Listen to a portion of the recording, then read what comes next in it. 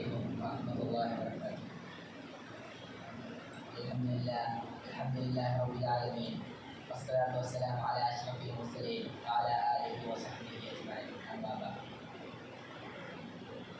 ബഹുമാനപ്പെട്ട ഉസ്താദുമാരെ, നാട്ടുകാരെ, പ്രിയപ്പെട്ട എൻ്റെ സഹപാഠിച്ചു, നാം ഇവിടെ ഒന്നിച്ചു കൂടിയിരിക്കുന്നത് അല്ലാഹു തആല ഒരു സ്വാലിഹായ അമലായി സ്വീകരിക്കുമാറാകട്ടെ.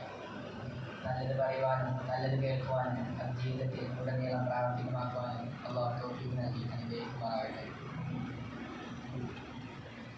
ഞാനിവിടെ ആഗ്രഹിക്കുന്നത് നിങ്ങൾക്ക് മുമ്പിൽ സൂറത്തുൽ സിൽസാൽ എന്ന സൂറത്തിനെ പരിചയപ്പെടുത്താനാണ്. സിൽസാൽ എന്നാൽ പ്രകമ്പനം എന്നാണ് അർത്ഥം.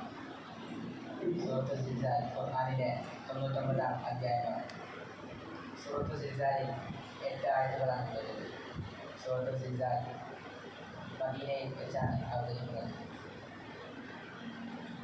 ഇദാ സുൽസിലത്തിൽ അർദു സിൽസാലഹാ, ഭൂമി അതിൻ്റെ അതിഭയങ്കരമായ ആ കമ്പിക്കപ്പെട്ടാൽ, വഅഖ്റജത്തിൽ അർദു അസ്ഖാലഹാ, ഭൂമി അതിൻ്റെ ഭാരങ്ങളെ പുറന്തള്ളുകയും, വഖാലൽ ഇൻസാനു മാ ലഹാ, അതിനെന്തു പറ്റിയെന്ന് മനുഷ്യർ ചോദിക്കുകയും ചെയ്താൽ, യൗമഇദിൻ തുഹദ്ദിസു അഖ്ബാറഹാ, ഭൂമി അതിൻ്റെ വർത്തമാനങ്ങൾ പറഞ്ഞറിയിക്കുന്നതാണ്.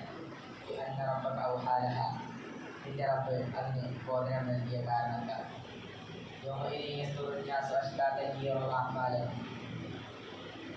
അന്നേ ദിവസം തങ്ങളുടെ പ്രവർത്തന ഫലങ്ങൾ തങ്ങൾക്ക് കാണിക്കപ്പെടുന്നതിനായി ജനങ്ങൾ ഭിന്നസംഘങ്ങളായി രംഗത്ത് വരുന്നതാണ്.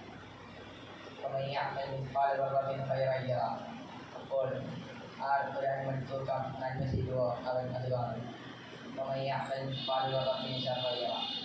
ആർ ഒരു അണിമണിത്തൂക്കം തിന്മ ചെയ്തുവോ അവൻ അതും കാണും. ഇത് പറയുന്നത് ഖിയാമത്ത് നാളിലെ അതിഭയങ്കരമായ സംഭവങ്ങളെ കുറിച്ചാണ്. ഭൂമി അതിൻ്റെ അവസാനത്തേതും ഏറ്റവും ഘോരമായ കമ്പനത്തിനും ക്ഷോഭത്തിനും വിധേയമാക്കുന്നതാണ്. മരണപ്പെട്ട് മണ്ണടിഞ്ഞവരടക്കം ഭൂമിക്കുള്ളിലുള്ള എല്ലാ വസ്തുക്കളും അത് പുറത്ത് കൊണ്ടുവരുന്നതാണ്. ഇതെല്ലാം നേരിൽ കണ്ട് മനുഷ്യൻ പേടിച്ചണ്ടാടിച്ച് ഭയവിഹ്വലരായി തീരും. അവർ ചോദിക്കും, ഇതിനെന്തു പറ്റി, ഭൂമി എന്താ ഇങ്ങനെ? അപ്പോൾ ഭൂമി അതിൻ്റെ ഉള്ളിലുള്ള സാധനങ്ങളെല്ലാം പുറത്ത് കാണിക്കുന്നതാണ്. എന്ന ആയത്തെ ഓതിക്കൊണ്ട് നബി സല്ലല്ലാഹു അലൈഹി വസല്ലം സ്വഹാബികളോട് ചോദിച്ചു, അതിൻ്റെ വർത്തമാനങ്ങൾ എന്നാൽ എന്താണെന്ന് നിങ്ങൾക്കറിയുമോ? അവർ പറഞ്ഞു, അല്ലാഹു അഅലം വറസൂലുഹു, നബി തിരുമേനി അറിയും. അതിൻ്റെ വർത്തമാനങ്ങൾ എന്നാൽ ആണും പെണ്ണുമായ ഓരോ അടിമയും അതിൻ്റെ മീതെ വെച്ച് ചെയ്ത പ്രവർത്തനങ്ങൾക്കെല്ലാം അത് സാക്ഷിയായി എന്നതാണ് അതിൻ്റെ വർത്തമാനങ്ങൾ.